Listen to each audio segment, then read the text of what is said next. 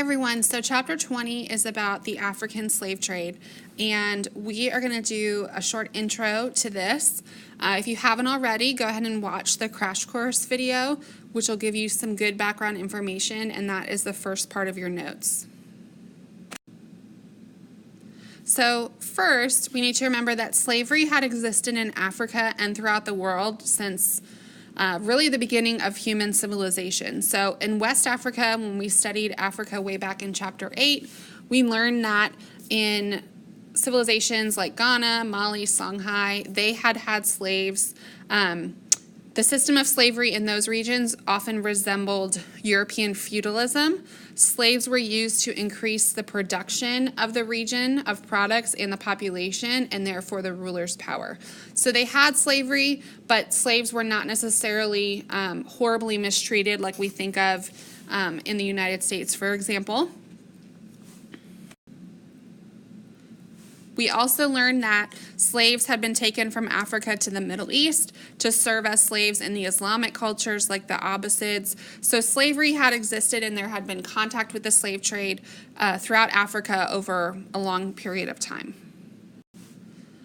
Generally, slaves in African kingdoms were pretty well treated because they were seen as active contributors to the society and necessary for society to keep producing products and things like that. Some even held pretty significant positions within the government in some of these African societies. Also, a lot of them often lived in the home alongside the family. So they viewed it as a somewhat different institution than we do in the United States. With the conquest of North Africa by Muslims in the 600s and 700s, slavery expanded in Africa. You might remember that Islam said that they could not enslave fellow Muslims, and so the Islamic cultures got slaves from other parts of Africa that had not converted to Islam. Islamic traders exported slaves from Africa from about the 8th through the 19th centuries. It also says on your paper to think about where else in history we've seen extensive use of slavery. So think about that for a moment. One place that we talked about extensive use of slavery, for example, is the Roman Empire. And if you can think of any other examples, go ahead and list them on your paper. So the European slave trade in Africa started in the 1400s. You might remember people like Prince Henry the Navigator sponsored voyages down the west coast of Africa for exploration, and eventually the Portuguese started trading limited numbers of slaves from West Africa. The slaves were used on sugar plantations on islands off the coast of Europe, like the Canary Islands. And the Portuguese started what's called the factory system. The factories were like holding places. So slaves would be brought to the coast and held in what was called a factory or like a trading post until they were then exported and shipped off to wherever they were going. So in this system, in the factory system, it was Africans who were capturing other Africans and then bringing them to the coast and then selling them to Europeans, and then the Europeans would send them wherever they wanted them to go. The factories also became linked to existing trade routes like the trans-Saharan trade. At first, the Portuguese raided African villages for slaves, but eventually, and then through most of the history of the slave trade, they relied on Africans to bring slaves to the coast. The slave trade really took off, and the demand for slaves increased after Europeans started colonizing the New World, because Europeans realized that they could grow these crops they wanted to, like sugar, which requires a more tropical climate in the New World, and they started setting up plantations. Well, after the Native Americans died, they needed a lot more laborers, and so they started importing African slaves. And so that's why the largest numbers of slaves went to the Caribbean and Brazil, where a lot of the sugar plantations were located. So even though we've been talking about the Portuguese and the Spanish a lot in class, the Dutch, English, and French also became heavily involved in the slave trade on the west coast of Africa, and all of those countries exported slaves from Africa. African kingdoms, this also had an impact on the power of African kingdoms. So African kingdoms who sold a lot of slaves often became wealthy and powerful by providing slaves for the Europeans. Some rulers established a monopoly on the slave trade for their region. It also led to more violence in Africa because different kingdoms would attack other kingdoms to try to get slaves and be able to sell those to the Europeans. And so, like, some empires rose in Africa, built on the slave trade, and others fell. Many African rulers also held large numbers of their own slaves to increase power. So that's another thing to put on the impact. Not only did it lead to increased war in Africa, it led to increased slavery within Africa itself. So even slaves that were not being exported by Europeans, the Africans themselves started holding more slaves within Africa because it was seen as a symbol of power and prestige. It's estimated that about a third of the slaves died before even reaching the coast because of the harsh marches that they endured after they were captured. So wherever they were captured, then they had to march to the coast to be sold to the Europeans. And a lot of times, they didn't have any shelter or rest or food, and so a lot of people died along the way. So at certain points, the trade that developed during this time period that links Europe, Africa, and the Americas resembled a triangle. So the triangular trade is an important term to note. This incorporated Africa into that whole system of mercantilism that we've been talking about, where the Europeans want to get raw materials from some places and export finished goods to other places. This is a simplification of the trade routes. So it's a great simplification, but it's still important to help us visualize what's going on here. So you are going to diagram this on your paper. But again, the definition, it's the trade that links Europe, Africa, and the Americas. Trade that links Europe, Africa, and Americas. So you can just draw 3 lines. Let's first draw a line going from Europe to Africa. A line from Europe to Africa. On this line, you're going to label manufactured goods. Some examples of manufactured goods that were sent from Europe to Africa would be guns. Then you're going to draw a line from Africa to the Americas. From Africa to the Americas. From Africa to the Americas, slaves were traded. This journey of the slaves from Africa to the Americas is also called the Middle Passage. And then you're going to draw a line from the Americas to Europe, from the Americas to Europe. And on this line, we have raw materials and cash crops. Raw materials and cash crops. So examples, sugar, tobacco, cotton, molasses, which is the byproduct of sugar. Rum is another important one, which is also a byproduct of sugar. So this is a simplification because, of course, manufactured goods, for example, are coming from Europe to the Americas as well, and that's not on here. But it's a helpful tool for us to kind of see the flow, the general flow of different products and people from different regions of the world.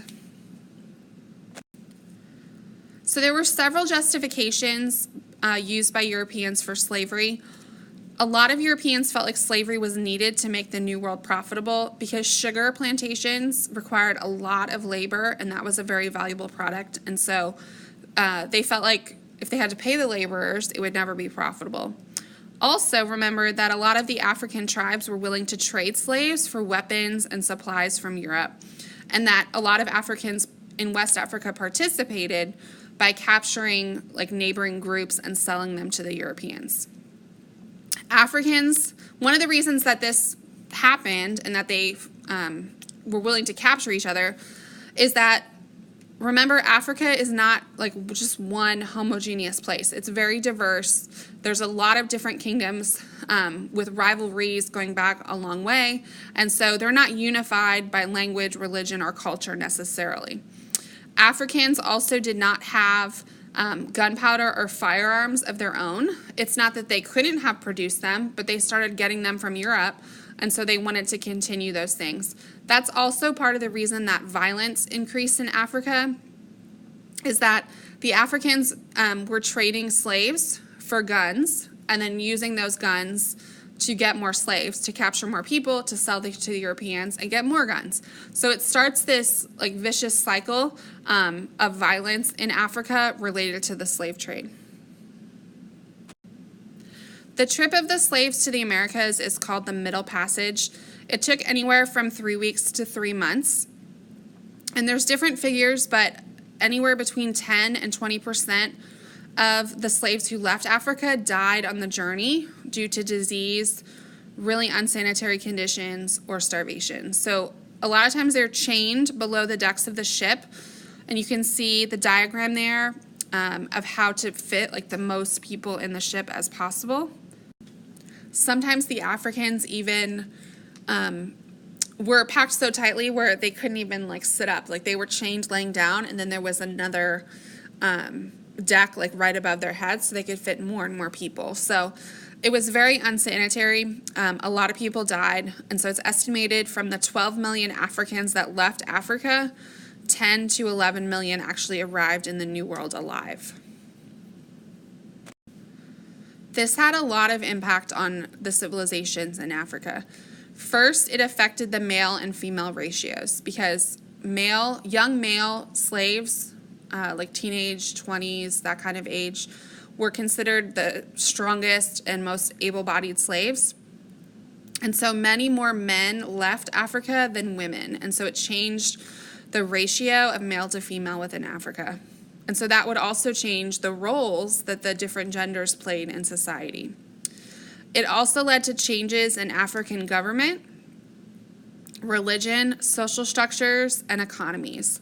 So it really changed the way that African nations, especially on the west coast of Africa, interacted with each other, the way they governed and viewed power, how they made money. It also led to lots of war and increased violence between African nations. It also led to the rise and fall of different African kingdoms. So the ones that participated heavily in the slave trade and were successful in it tended to become more powerful and wealthy, while others were overtaken and some of their people were sold as slaves.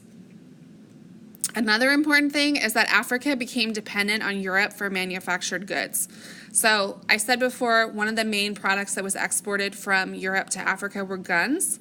It's not as if the Africans couldn't have learned how to make guns on their own, but because they were coming in great numbers from Europe, they focused on trading slaves rather than developing those other industries that they could have been doing. This also changed the culture in the Americas. So we have a lot of examples of syncretism here. The first one are syncretic languages. So there are languages from West Africa that combined with languages of the European colonizers. One good example is Creole. So Creole is a blend of French and African words. This is a language that's still common in the Caribbean and places like Haiti. It's also, to a more limited extent today, found in places like Louisiana, Georgia, parts of the southern United States that used to be part of French colonies. There's also a lot of examples of syncretism in music. So traditional African music uses a lot of rhythm and beat. So there's a lot of percussion, drumming, that kind of thing. European music used a lot of string instruments like guitars and harps and that kind of thing. And so the blending of those different instruments and styles created a lot of the styles of music that we have in the United States today, like jazz, rock, hip hop, in Brazil, samba. So they blended like those string instruments and European instruments with African percussion to create these new styles of music. They also brought new foods. So two good examples of foods that were brought from Africa to the New World are rice and okra. And so if you think about dishes that use those foods in the southern United States, a really good example is gumbo that uses rice and okra.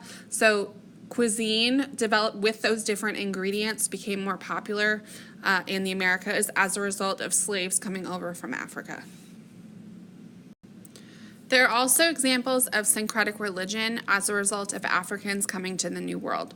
So The Christian religion was also often forced upon Africans who came to the New World, but over time, Christianity blended with traditional African religious beliefs like animism, and some new religions were formed. One example that we already talked about is Vodun, which is common in Haiti. Another one is Santeria, which is found in Cuba. Candomblé is another one that's found in Brazil. And so in a minute, you're going to watch a short video about the beliefs of Candomblé. So a lot of these religions combine traditional African worship styles like dancing, drumming, connecting with spirits into their worship style. So again, these religions have aspects of Christianity and also aspects of African religion and animism. So why did the slave trade end, and when did it end? Well, you can see looking at the dates, it ended in the 1800s at various times in different regions. So why did this happen? The Enlightenment is a movement we haven't learned about yet, but this is just a time of new philosophies and people being more interested in equality. There also started to be moral and Christian arguments against slavery, that it's wrong to treat people like this. And so all of those things combined, and the slave trade was outlawed at various times you can see in Europe, United States, and then in Latin America. Brazil is the last one in the West to outlaw slavery, and that's probably because their main export crop was sugar, and sugar is very labor intensive and required a lot of people, and so they were reluctant to give up their slavery. So that is a short intro to this African slave trade in this time period.